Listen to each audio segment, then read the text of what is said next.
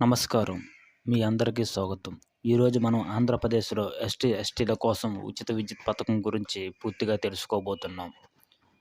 ముఖ్యంగా ఈ పథకం ఎలా పనిచేస్తుంది, దరఖాస్తు విధానము, అర్హతల గురించి చర్చించబోతున్నాం.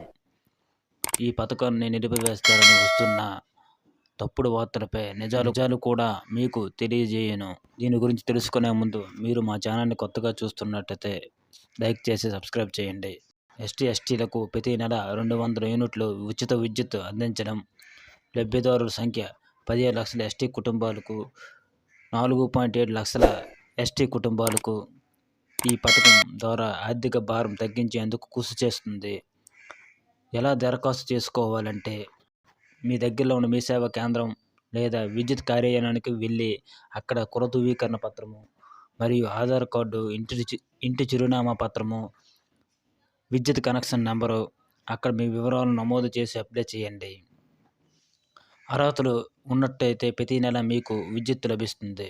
ఈ పథకం పూర్తిగా నిలిపివేస్తారని వస్తున్న వార్తలు నమ్మవద్దని విద్యాశాఖ మంత్రి రవికుమార్ గారు ఈ విషయాన్ని స్పష్టం చేశారు.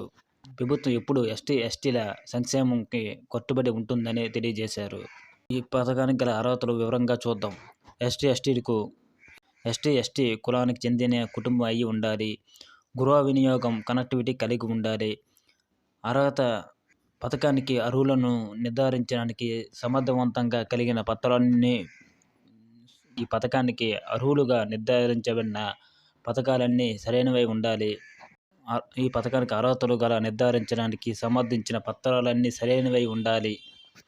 మీకు ఈ సమాచారం ఉపయోగకరంగా అనిపిస్తే దయచేసి మీ మిత్రులతో పంచుకోండి. మీరు మా ఛానల్ని కొత్తగా చూస్తున్నట్టయితే ఛానల్ని సబ్స్క్రైబ్ చేయండి. మీ అభిప్రాయాన్ని కామెంట్ సెక్షన్లో కామెంట్ చేయండి.